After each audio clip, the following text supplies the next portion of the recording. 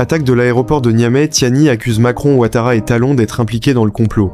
Le 29 janvier 2026 restera gravé dans les mémoires comme l'une des nuits les plus violentes et les plus symboliques de l'histoire récente du Niger. Aux premières heures de ce matin, des tirs nourris et des explosions ont secoué la capitale, Niamey, avec une intensité qui a surpris même les observateurs les plus avertis de la situation sécuritaire au Sahel. La cible principale de cette série d'attaques était la base aérienne 101, située à l'intérieur de l'aéroport international Diori Hamani, un site stratégique abritant à la fois des installations militaires nigériennes et des appareils civils. Dès les premières secondes de l'assaut, il est apparu que la nature de cette opération dépassait largement un simple accrochage armé. Il s'agissait d'une attaque coordonnée, planifiée et d'envergure, perpétrée par un groupe armé bien organisé, déterminé à frapper un symbole majeur de l'autorité étatique nigérienne. La nuit avait été calme jusque vers minuit. Les habitants des quartiers environnants dormaient ou vaquaient à leurs occupations nocturnes habituelles lorsque les premiers coups de feu ont retenti, résonnant dans toute la ville. Les éclairs d'armes automatiques et les explosions ont illuminé le ciel, plongeant Niamey dans un mélange de peur et d'incertitude. Les autorités nigériennes ont rapidement confirmé qu'une tentative d'attaque contre la base aérienne avait eu lieu. Dans les minutes qui ont suivi l'assaut, l'armée nigérienne a affirmé avoir engagé des opérations de riposte pour neutraliser les assaillants et protéger à la fois les infrastructures et la population civile. Les informations transmises par des témoins oculaires et des sources militaires ont permis de reconstituer partiellement le déroulement de l'attaque.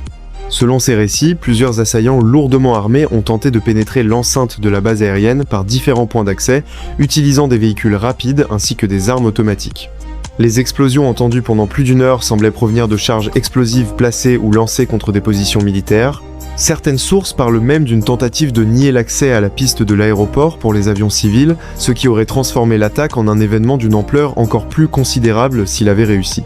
Face à l'assaut, les forces nigériennes, appuyées selon elles par des partenaires qualifiés de Russes, ont riposté avec vigueur. Des unités de défense aérienne et des soldats au sol ont engagé les assaillants dans des échanges de tirs qui ont duré de longues minutes avant que l'attaque ne soit contenue et finalement repoussée. L'armée nigérienne a déclaré, dans un communiqué diffusé aux premières lueurs du jour, que des dizaines d'assaillants avaient été tués et que plusieurs autres avaient été capturés. Selon le ministère de la Défense du Niger, ces résultats témoignaient de la capacité opérationnelle des forces locales à répondre à ce type de menaces, même si la gravité et la coordination de l'assaut posaient de nouvelles questions sur l'évolution du paysage sécuritaire dans la région. Très vite, des images et des vidéos circulant sur les réseaux sociaux et partagées par des journalistes présents sur le terrain ont commencé à montrer l'ampleur des dégâts subis sur la base aérienne et aux alentours. Des avions stationnés au sol apparaissaient criblés d'impacts de balles, des hangars semblaient avoir été endommagés et des épaves éventrées laissaient entrevoir la violence des explosions. De nombreux habitants, réveillés par les bruits assourdissants, ont filmé avec leur téléphone les colonnes de fumée s'élevant vers le ciel au-dessus de la base aérienne. Pendant ce temps, des ambulances et des équipes médicales se sont rapidement déployées pour secourir les blessés, parmi lesquels figuraient des militaires et quelques civils qui avaient été pris au piège par les tirs. Les autorités locales ont confirmé qu'au moins plusieurs dizaines de personnes avaient été blessées, certaines grièvement, tandis que le bilan humain définitif restait encore difficile à établir en raison du chaos provoqué par l'attaque. Très rapidement, des revendications ont commencé à apparaître sur des canaux connus pour être utilisés par des groupes extrémistes. L'organisation prétendument liée à l'État islamique au Sahel, via son agence de propagande, a revendiqué l'attaque, la qualifiant d'opération coordonnée et surprise.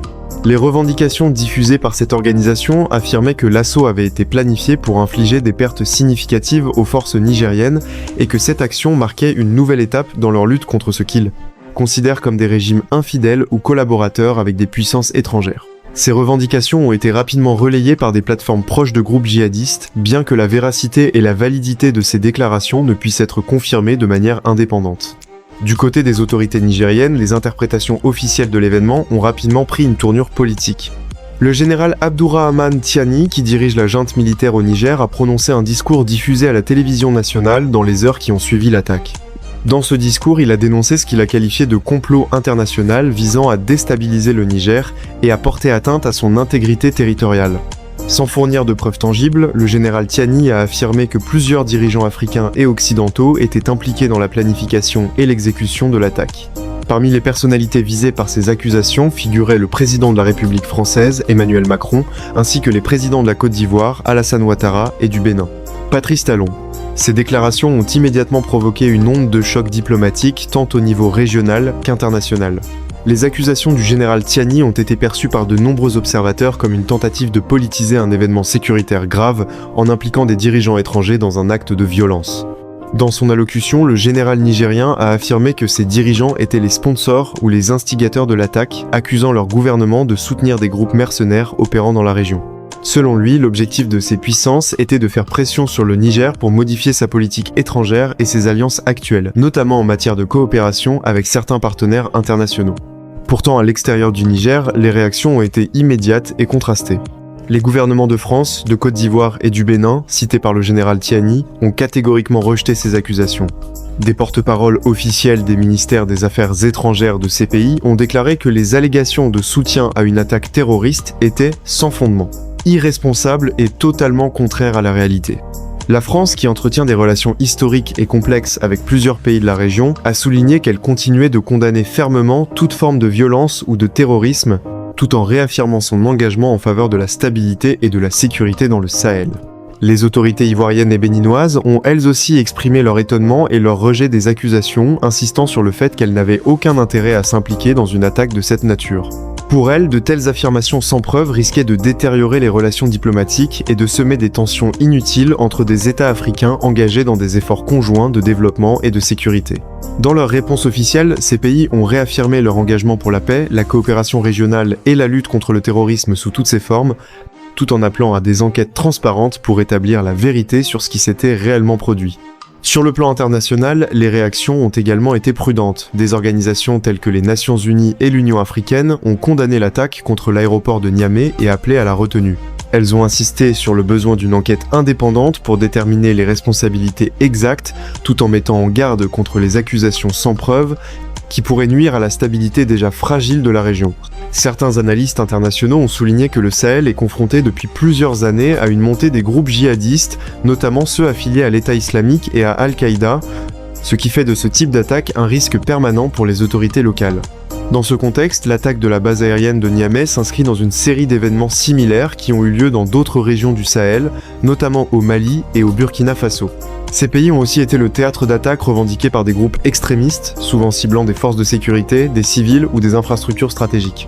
Les difficultés auxquelles sont confrontées ces nations sont multiples. Des zones frontalières poreuses, des populations locales parfois marginalisées, des forces de sécurité insuffisamment équipées, ainsi qu'une concurrence d'influence géopolitiquement complexe impliquant des acteurs régionaux et internationaux. Pour certains experts, l'attaque de Niamey marque un tournant dans la dynamique de la violence au Sahel. L'utilisation d'une base militaire adjacente à un aéroport international comme cible signifie que les groupes armés recherchent désormais l'effet médiatique et symbolique autant que l'impact militaire. Ils visent à montrer leur capacité à frapper des cibles sensibles, même fortement défendues, ce qui représente à la fois un défi sécuritaire et une crise de confiance pour les populations locales. Les conséquences politiques internes au Niger ne sont pas moindres. L'attaque et les accusations du général Tiani ont intensifié le débat sur la gouvernance, la sécurité et les alliances internationales.